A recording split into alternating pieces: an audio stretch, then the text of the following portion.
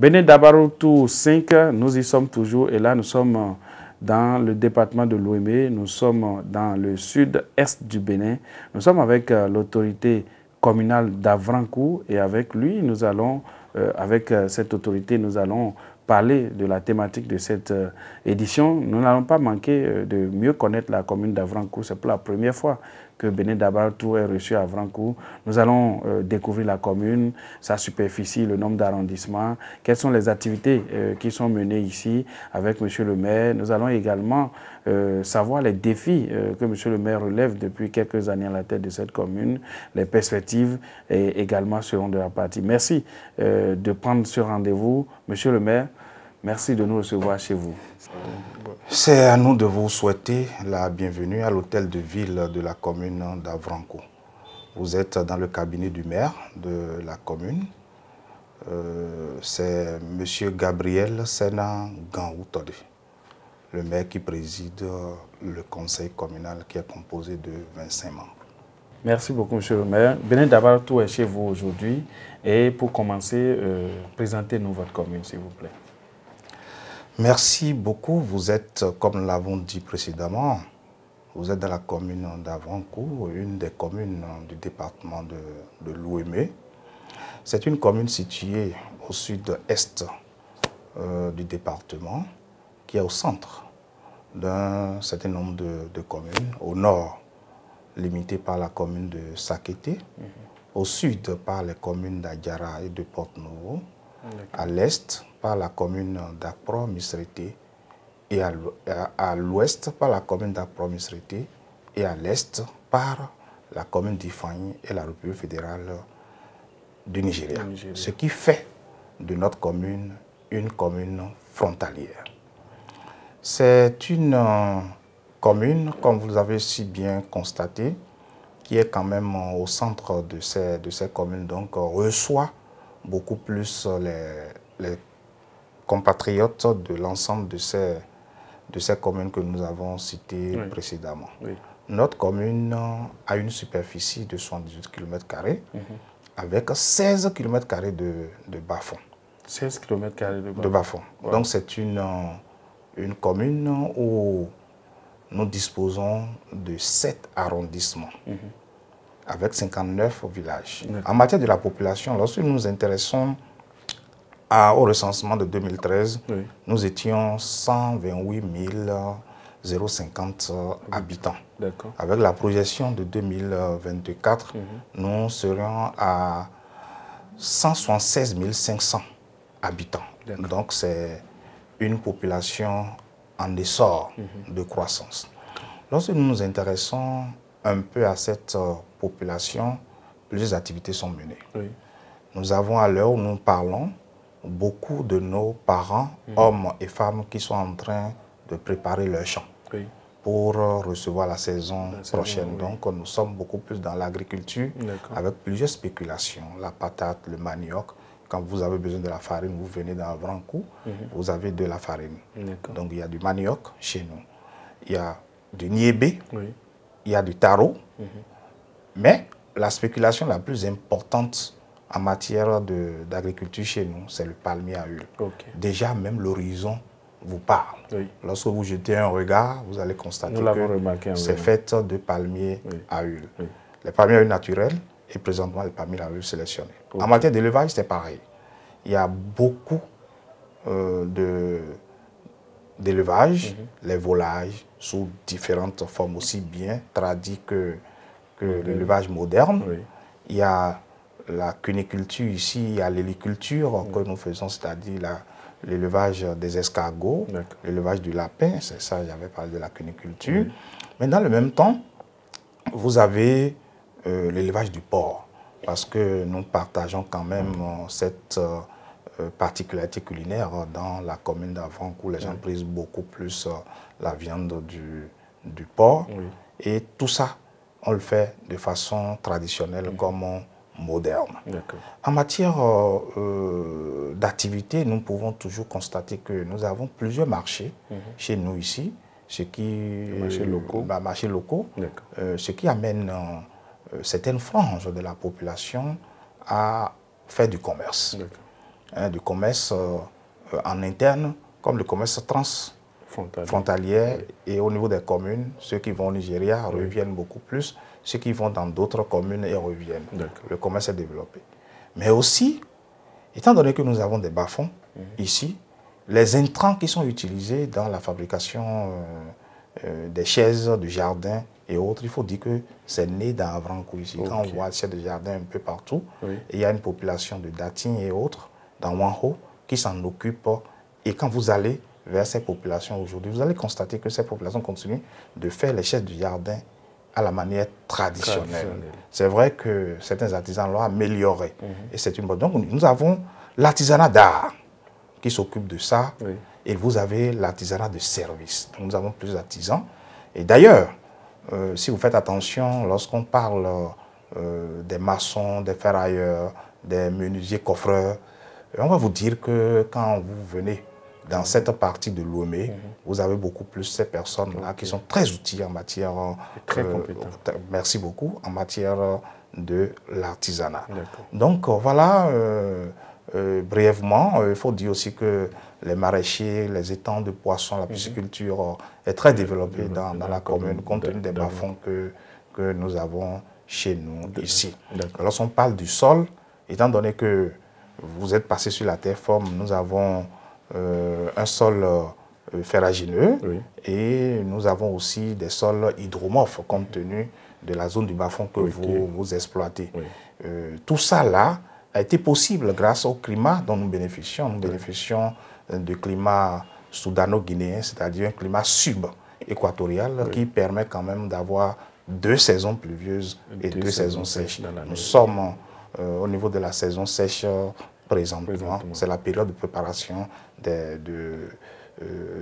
terres pour permettre d'accueillir la prochaine bonne saison. Monsieur le maire, je suis sidéré par cette aisance avec laquelle vous présentez votre commune. Ça prouve à suffisance que vous maîtrisez votre territoire. Merci. Et vous maîtrisez vraiment de quoi vous parlez. Et j'ai envie de vous demander votre secteur d'activité avant d'être maire. Le maire, bon, sans fausse modestie, est un peu polyvalent. D'accord. Le maire est un peu polyvalent. C'est difficile de parler de soi même, mais le maire est naturaliste de formation. Il est enseignant en SVT avant d'aller faire d'autres disciplines. Je comprends mieux. Merci beaucoup, monsieur le maire. Alors, j'ai envie qu'on parle en même temps des défis auxquels vous faisiez face à votre prise de service. Merci beaucoup. Nous sommes dans une collectivité territoriale décentralisée. Cela veut dire que nécessairement, dans une collectivité, nous devons travailler à ce que les services sociaux de base puissent être à la portée de nos communautés. Et quand on parle des services sociaux de base, c'est que cette population qui nous a envoyé, nous, 25, pour les représenter, nous devons travailler à ce qu'ils aient de l'eau. Nous devons travailler à ce qu'ils aient de l'électricité, qu'ils aient de terre pour cultiver, qu'ils aient des centres de santé, qu'ils aient des écoles. Nous, au niveau d'une commune ordinaire, nous avons compétence au niveau des écoles maternelles et primaires. Donc, à notre prise de service, le constat a été que nous n'avons pas suffisamment de tables et bancs pour les enfants. Nous avons engagé, à travers le CCS d'alors, de nous faire la statistique de façon exhaustive pour que nous puissions savoir quelle quantité de tables bancs il faut pour les apprenants. Et la statistique faite au niveau des 97 EPP que nous avons en son temps, nous disposons de 101 présentement, eh bien, il était question que nous devons fournir 4 621 tables bancs. À partir de ce moment-là, nous avons mis en place avec le Conseil un plan triennal qui consiste à faire chaque année et sur 3 ans, 2000 tables bancs par année. Et nous avons commencé, je crois que nous avons fait un bon chemin. Et aujourd'hui, nous pouvons dire avec certitude que nos apprenants, nos écoliers ont aujourd'hui de quoi s'asseoir. Et c'est très important, c'était un défi important qu'il fallait relever. Toujours, il faut donner de l'eau. Et lorsque nous prenons service, nous avons des AEV qui ne fonctionnaient pas. nous avons travaillé à mettre en marche ces AEV. Vous savez, la commune n'est pas commerçante, donc nous ne pouvons pas distribuer nous-mêmes de l'eau. Donc nous avons contracté avec des fermiers, et ces fermiers exploitent ces adductions d'eau villageoises et versent des redevabilités, des redevances au niveau de la commune. Ce que nous avons fait jusqu'au moment où l'État a constaté qu'il faut rendre plus accessible l'eau à la population à travers la création de l'agence ANAEPMR. Après, nous sommes avec Omilaye. Avec ça, nous continuons de travailler en synergie pour que nos populations puissent avoir de l'eau. Mais avec ANAEPR et Omilaye, c'est dans la zone rurale. Il reste la zone urbaine et périurbaine. Et là, c'est la SONEB qui s'occupe de ça. Et grâce à Miniwash, USAID, nous continuons de faire le travail pour que réellement ceux-là qui sont surtout entre la zone rurale et la zone urbaine, c'est-à-dire une zone qui n'est ni coiffée par la zone rurale, ni coiffée par la zone urbaine, puissent avoir de l'eau. Nous y travaillons sérieusement. Donc, c'est l'occasion pour nous de remercier le conseil communal d'Avranco, qui chaque année fait l'effort de construire un minimum de 3 écoles et de réfectionner 3 à 4 écoles en difficulté. Ce travail est fait chaque année. En matière domaniale, nous avons hérité des difficultés et le conseil a travaillé. Et le mot d'ordre même que nous avons, c'est la sécurité totale en matière domaniale.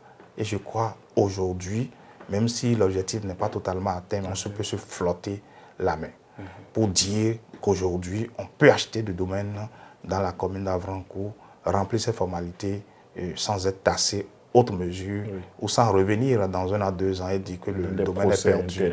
Tout est mis en ordre et tout se passe bien. C'est vrai, les difficultés d'hier, tous ne sont pas encore sortis pour nous voir, pour qu'on puisse régler le problème, mais nous y sommes. Et il y a plus de peur que de mal aujourd'hui lorsqu'il s'agit de venir acquérir des domaines. Donc je voudrais inviter les populations d'ailleurs à toujours faire confiance au conseil communal d'Avranco. En dehors de ça, je crois que nous avons d'autres défis que nous étions en train de lever. Un des défis, c'est la gouvernance. Et cette gouvernance-là, c'est la question de redevabilité vis-à-vis de nos mandants. C'est très important. Vous voyez, dans la commune d'Avranco, un effort est fait. Nous avons décidé avec le conseil d'aller au-delà, c'est-à-dire d'être très proche de nos populations. L'État, à travers le nouveau code de l'administration territoriale, a souhaité que nous fassions 2 redditions de comptes en audience publique. Nous avons dit, nous allons faire 4. Alors, vous allez au-delà de ce qui est prévu. Donc, le 30 décembre passé, nous avons fait la dernière, c'est-à-dire 4e reddition de comptes sur la question des ressources propres. Il fallait rendre compte à la population de ce que nous avons pu engranger l'année pour que la population puisse nous dire comment ils vont s'employer pour que donner encore plus au niveau de l'année. Donc, cette question de redevabilité n'est pas restée indifférente. Cette question a été reconnue par l'État, qui nous a primés dans ce domaine. Déjà en 2022, nous avons été primés 3e au plan national. En 2024, nous sommes revenus encore 2e. Donc, nous avons fait un petit bond en avant. Et la particularité, c'est que les 5 primés en 2022, seul Avranco est revenu. Seul Avranco est revenu et nous avons maintenu le cap en faisant un bond. C'est pour dire que nous avons encore beaucoup de choses à faire, mais nous essayons de faire des petits bonds vers l'avant. Alors, monsieur le maire, ça fait beaucoup d'actions menées en quelques années, ça fait beaucoup de défis relevés. Est-ce que vous avez encore des perspectives, est-ce que vous avez encore des défis qui restent non résolus ou des ambitions que vous nourrissez pour la commune d'Avrancourt? Merci de les partager avec nous. Oui, merci beaucoup. Je crois que pour cette année encore, les outils de planification sont mis en place, surtout dans le PAI. Oui. Et là-dedans, il était question que nous continuions pas à valoriser la culture. D'accord. Nous continuions pas à développer le système de tourisme, que nécessairement cette année, nous puissions finir avec la réhabilitation de la maison des jeunes. D'accord. Et là, c'est très important parce que la question des jeunes est une question d'importance, c'est une question que nous primons. Vous savez, chaque année, nous avons des universités qui sortent, nous avons des artisans qui sortent et nous devons gérer avec. Et pour cette raison, nous avons nommé un point focal emploi ici. Donc ça fonctionnait que ça. Hein, ce matin, déjà, il y a le compte rendu de ce qui est fait. Donc c'est pour dire qu'en matière d'employabilité, nous y travaillons, surtout avec la zone industrielle de Glodjibé, le G10, où nous sommes en négociation permanente avec les entreprises qui sont là-bas pour la session des jeunes. Que ce soit ceux qui sont déscolarisés ou non, même ceux qui n'ont aucun diplôme, nous arrivons à les insérer. En matière de la culture, vous savez, chaque année, de façon interne, nous avons pu quand même organiser la FIMA, c'est-à-dire une organisation culturelle qui regroupe les artistes. Parce que nous avons un patrimoine important au niveau de notre commune. Peut-être que vous n'en avez pas idée, vous êtes dans la commune du patriarche Yeleno Adjaoui, qui est un chanteur philosophe de renom. Et il faut pérenniser tout ce qu'il a mis en place, tout son répertoire qui regorge de beaucoup de rythmes, et surtout le rythme Massé Goum, dont il est le pionnier, il est l'initiateur. Donc il est question que nous continuions à travailler. En matière sportive, c'est l'occasion de remercier le chef de l'État, son Excellence Patrice Talon, qui nous a donné un joyau, un stade flambant neuf. Ça développe le sport chez nous ici. Et il faut reconnaître que Avrancourt est une commune très sportive, surtout dans les jeux de main. Quand on parle de volleyball, le handball, et on s'imagine, le rugby est développé dans Avrancourt, où le championnat, il y a 3 ans, c'était Avrancourt qui était champion au plan national. C'est vrai qu'Avrancourt avait représenté le Bénin dernièrement à la Coupe d'Afrique. Ça n'a pas donné grand-chose, mais nous avons foi que c'est en participant à ces compétitions qu'on va s'aguerrir et grandir. Alors, ça se voit que les défis sont très grands. On ne pourra pas tous les citer, malheureusement. Le temps est parti. Vraiment. Nous allons parler de la thématique de cette édition de Bénin d'Abartou. La thématique, c'est agriculture et changement climatique. Quel impact sur la sécurité alimentaire au Bénin? Dites-nous, dans la commune d'Avrancourt, est-ce que vous subissez les effets du changement climatique? La réponse sans embarge, elle est affirmative. Nous subissons les effets néfastes du changement climatique. Parce qu'aujourd'hui, nous avons 2 effets du changement climatique. La montée de la température, ça se ressent chez nous ici. Et nous avons les inondations. Ce sont 2 effets importants. Lorsqu'il y a température, cela veut dire que, eh bien, l'évapotranspiration s'accélère. L'eau est très vite enlevée du sol, ce qui assèche le sol. Cela veut dire que les cultures qui étaient à un cycle long, avant qu'ils ne terminent leur cycle, pour produire de fruits, déjà il n'y a plus d'eau. Ou bien la quantité d'eau que nous devons enregistrer dans la commune, c'est-à-dire les 1300 à 1500 mm que nous devons enregistrer en 1 an, on l'enregistre en 3 mois. Vous voyez le dégât que ça crée. Ça détruit totalement les plants. Et les endroits où on ne devait pas avoir d'inondation, on a d'inondation. Les endroits où la culture devait s'attendre à la pluie pour pouvoir faire chose là, eh bien, la pluie arrive subitement et provoque une infiltration des minéraux qui devaient nourrir les plants. À partir de ce moment-là, Même si on met de l'engrais, ça ne prospère pas, ça ne marche pas. Oui. Et vous constaterez, s'il y a inondation, c'est que les cultures sont ravagées. S'il y a sécheresse, c'est qu'il n'y a pas levé des plants. Oui. À partir de ce moment-là, eh bien, les récoltes attendues ne sont pas au rendez-vous. Vous imaginez ce que ça peut entraîner. Ah oui. Ça ne permet pas de régler le problème de faim. Ça ne permet pas de régler le problème de suffisance, d'autosuffisance alimentaire. Oui. Et là, à défaut de parler de la faim, on peut s'attendre à une disette dans la commune. D'accord.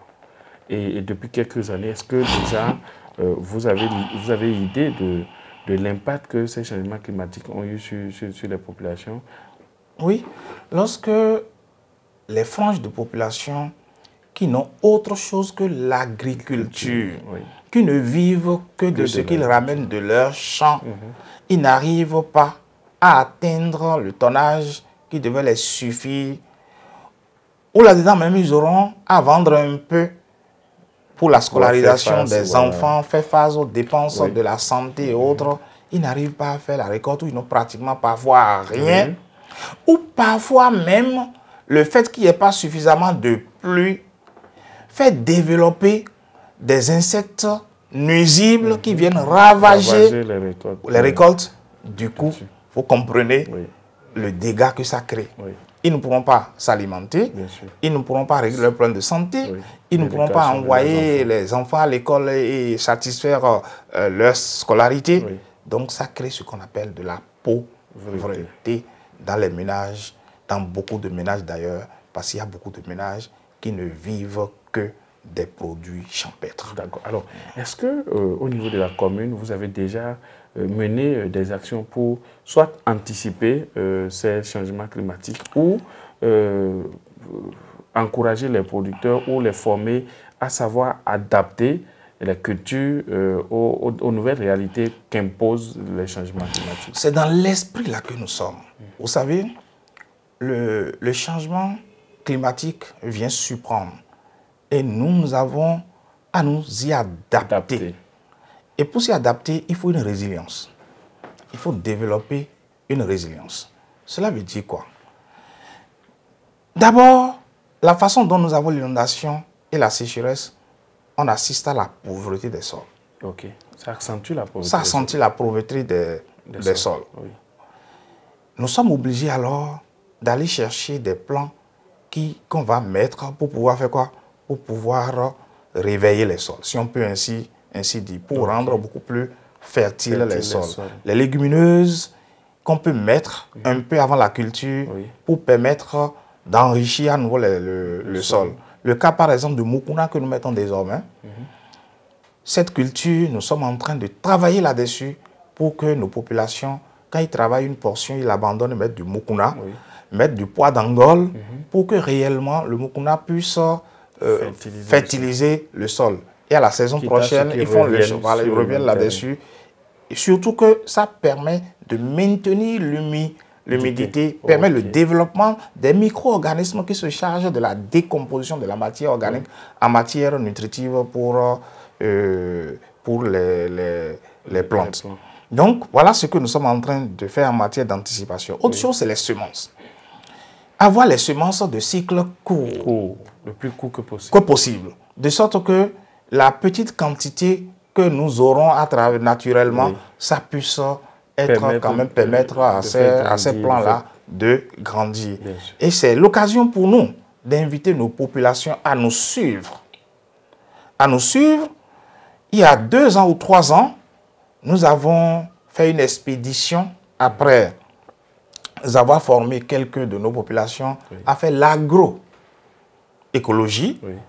Nous avons fait le déplacement de certains pour aller à l'ADA, dans le champ de M. Avancet, pour aller montrer qu'on peut aujourd'hui faire l'agroécologie sans utiliser des pesticides, sans utiliser des engrais chimiques, qui non seulement ont pour rôle d'affaiblir le sol, mais laissent des résiduels. Et ces résiduels, pour les absorber du sol, c'est plusieurs années. Donc il est question que nous les abandonnions au profit. Mais qu'est-ce qui nous amène à faire ça? Qu'est-ce qui nous amène? C'est parce qu'à un moment donné, on nous a parlé de l'agriculture extensive. Donc il faut produire. On pense qu'avec l'engrais et tout ce que nous sortons du champ, nous les brûlons. Oui. Nous les jetons. Oui. Oh non, rien ne se crée. Hein? Rien ne se transforme. Oui. Non, rien ne se crée, Rien ne se crée, rien ne se perd, tout se transforme. Ouais. Donc il est question que ce que vous retirez du sol, vous le retournez. Ah oui, au sol. Vous voyez un peu, quand vous prenez un plant de maïs, le plant, regardez le petit truc qu'on met, ce qui sort. Oui. Tout ce qui sort là, regardez ce qu'on s'en va enlever, l'épi. Quand on l'a enlevé, Oui. tout ce qui reste là, on pouvait encore retourner ça au sol. Il suffit seulement de transformer en des petits trucs que vous éparpillez encore, ça va se décomposer et ça va fertiliser encore le sol. Mais qu'est-ce que nous faisons? Nous l'arrachons. Nous brûlons. On fait des tas et on brûle. Oui. Donc vous arrachez au sol et vous ne lui apportez rien. Il finit par vous abandonner. Donc, la formule aujourd'hui, c'est arrêter les brûlures. En brûlant, non seulement vous brûlez les organismes que nous appelons utiles, ceux-là qui s'occupent de la décomposition, vous les perdez. Oui. Et vous donnez alors essence à ceux-là qui sont des ravageurs. Ah oui. Et ces ravageurs, leur fonction, c'est de faire quoi? C'est de vous attendre. Parce que les autres, leur fonction, c'est de manger. Ah oui. Et dès que les feuilles sont là, les chrysalides qui vont sortir de là vont faire quoi? Ils bouffent tout ça et vont crier. Donc c'est ce que nous sommes en train d'apporter à nos populations pour qu'ils comprennent que réellement, nous devons aller à l'école de l'agroécologie. Merci beaucoup, monsieur le maire. Alors, nous allons, le temps est très vite parti, nous allons, est-ce que dans votre commune, vous avez bénéficié des actions du gouvernement? Si oui, lesquelles et quels sont encore vos besoins? Avant d'aller sur les actions du gouvernement à notre endroit, je voudrais sincèrement, au nom de la population, au nom du conseil communal d'Avrancourt, dire un grand merci à notre papa, le chef de l'État, son Excellence Patrice Talon, parce qu'il, à travers son gouvernement, a beaucoup fait dans la commune d'Avrancourt. Nous avons évoqué pour la jeunesse tantôt un stade. Vous voyez, 22 stades pour 77 communes Avrancourt en a bénéficié. Vous allez dans Diomon et dans Bosme, nous bénéficions de 2 CAPMV. C'est très important pour notre développement. C'est très important. Vous allez à Wanho, nous avons un centre de santé qui est en réflexion. Nous bénéficions des appuis de fonds à la commune, non seulement pour payer les agents, payer les élus, mais aussi pour mettre en place des infrastructures socio-communautaires, construire des ouvrages marchands pour nos populations. Et présentement, vous avez la route inter-État Porte-Nouveau-Avrancourt-Igolo qui est en construction. C'est très important. La souffrance que nous avons en quittant la mairie ici ou Avrancourt pour aller à Porte-Nouveau s'est réduite. Ça apporte beaucoup. Les couvertures se sont arrêtées et tout va bien. Les gens vont et vaquent à leurs occupations. Donc nous remercions le chef de l'État pour ses actions à notre direction. Parce que aussi aujourd'hui, nos populations ont leurs enfants à l'école qui ont des tables. Bon, dans les centres de santé.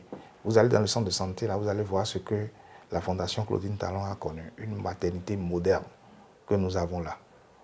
Et là, vous allez vous poser la question si nous sommes dans un centre de santé d'Avrancourt. C'est des éléments forts sur lesquels nous tenons à remercier le chef de l'État. Mais pendant ce temps, nous, population d'Avrancourt, nous avons foi qu'il ne tardera à revenir pour d'autres choses que nous avons demandées et qui sont très chères pour nous. Il s'agit des voies de desserte. 3 voies importantes pour nous dont nous parlons tous les jours. Il s'agit de la voie qui passera devant l'hôpital de zone qu'on va démarrer sous peu. Il s'agit de l'hôpital de zone 3A, à Avrancourt, à Djara, à Akpro-Misrete. C'est la voie Carrefour d'Agoué, Akpro-Misrete.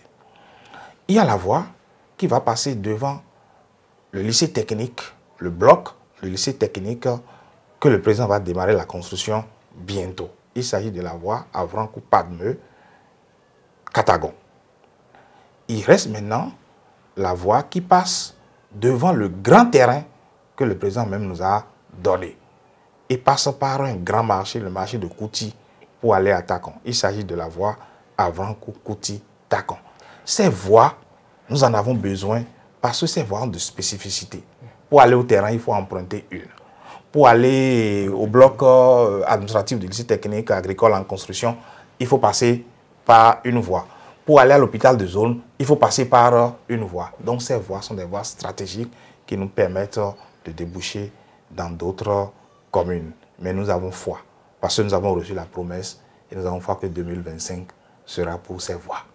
Voilà ce que nous pouvons dire en remerciant encore une fois le président de la République. On dit chez moi, qui dit merci demande encore. Bien vous avez sûr. remercié le chef de l'État pour les actions qu'il a menées et vous avez formulé encore d'autres demandes de la population.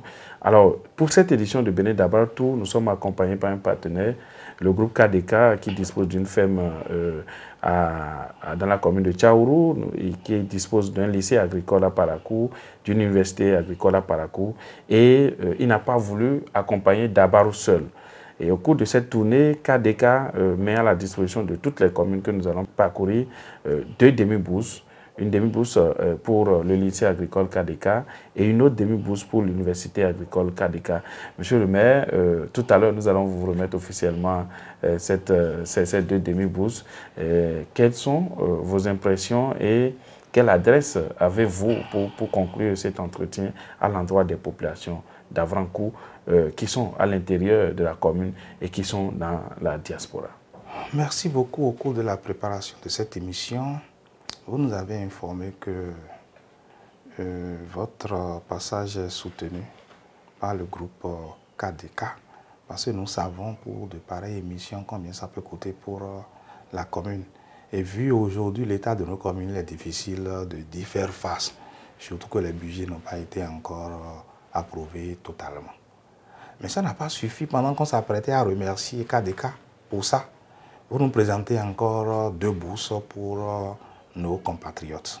C'est vraiment intéressant et c'est vraiment bien. Nous voudrons très sincèrement remercier les promoteurs de ce groupe qui font de très bonnes œuvres.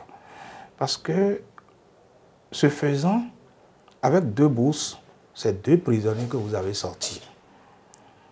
Parce que là, ceux qui sont en situation difficile et qui ne pouvaient, à cause de quelques francs en plus, ne pouvaient pas inscrire leurs enfants, ils vont bénéficier de ces bourses. Donc, nos prières iront vers ces promoteurs pour que réellement Dieu bénisse davantage encore leur poche et que les activités marchent au cours de cette nouvelle année 2025 pour qu'ils en trouvent davantage, pour qu'à l'édition prochaine, nous puissions en avoir plus. Ne pensez pas que si vous envoyez 20 bourses ici, que les enfants ne viendront pas s'inscrire. C'est avec bousculade qu'ils viendront s'inscrire. Donc nous avons encore nos mains tendues à KDK pour que réellement ils pensent davantage à nous. Mais nous saisissons de cette 2 bourses pour leur dire merci au nom de la population, merci au nom du conseil communal d'Avrankou. Oui, à l'endroit des populations, nous sommes redevables de cette population. Je voudrais profiter de cette opportunité pour leur souhaiter encore une fois les meilleurs vœux de bonne et heureuse année. Que ce soit une année d'élévation, une année de bonne santé, une année de réussite dans leurs activités. Il est important de savoir que nous qui avons reçu leur mandat, nous ne pouvons rien faire seuls.